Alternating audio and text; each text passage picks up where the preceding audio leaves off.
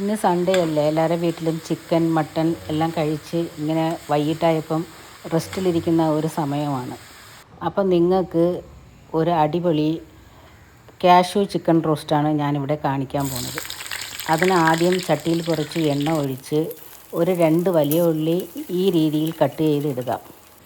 Cut ചെയ്തിട്ടതിന് ശേഷം 1 teaspoon ഇഞ്ചി പൂണ്ട് പേസ്റ്റ് അതിലിടുക. കാരണം ഞാനിവിടെ 300 ഗ്രാം ബോൺലെസ് ചിക്കനാണ് എടുത്തിരിക്കുന്നത്. അപ്പം അതിന് ഒരുപാട് ഇഞ്ചി പൂണ്ട് പേസ്റ്റ് ഇടേണ്ട ആവശ്യമില്ല. ഇത് എന്നിട്ട് നന്നായി ഇളക്കി കൊടുത്ത് അത് കുറച്ച് 50% വെന്തതിന് ശേഷം നിങ്ങൾ വന്ന് അതിൽ മഞ്ഞൾപ്പൊടി, മുളക് പൊടി, പെരുംജീരകപ്പൊടി, മല്ലിപ്പൊടി എന്നിട്ട് ഇത് നന്നായിട്ട് ഇളക്കി കൊടുക്കുക.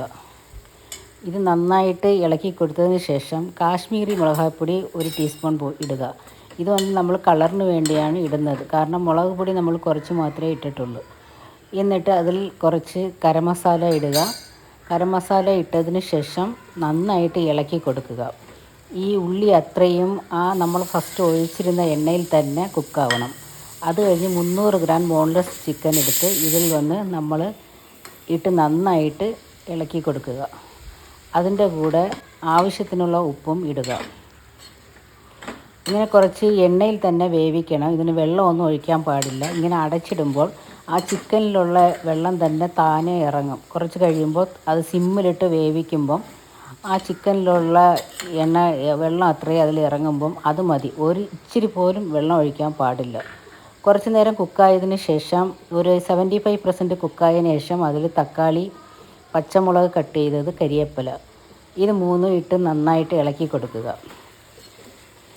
ഇതെന്തുകൊണ്ടാണ് തക്കാളി രണ്ടാമത് ഇടുന്നതെന്ന് വെച്ചാൽ ഇത് നമ്മൾ ഒരു കുറച്ച് നല്ല ഒരു ഡ്രൈ ആയ രീതിയിൽ, അതായത് ഗ്രേവി ഇല്ലാതെയാണ് നമ്മളിത് എടുക്കുന്നത്. അതുകൊണ്ടാണ് തക്കാളി 75% കുക്കായതിന് ശേഷം ഇട്ടത്. അതിന് കഴിഞ്ഞ് മല്ലിയില ഇട്ട് കുറച്ച് കാഷ്നട്ട് ഇടുക.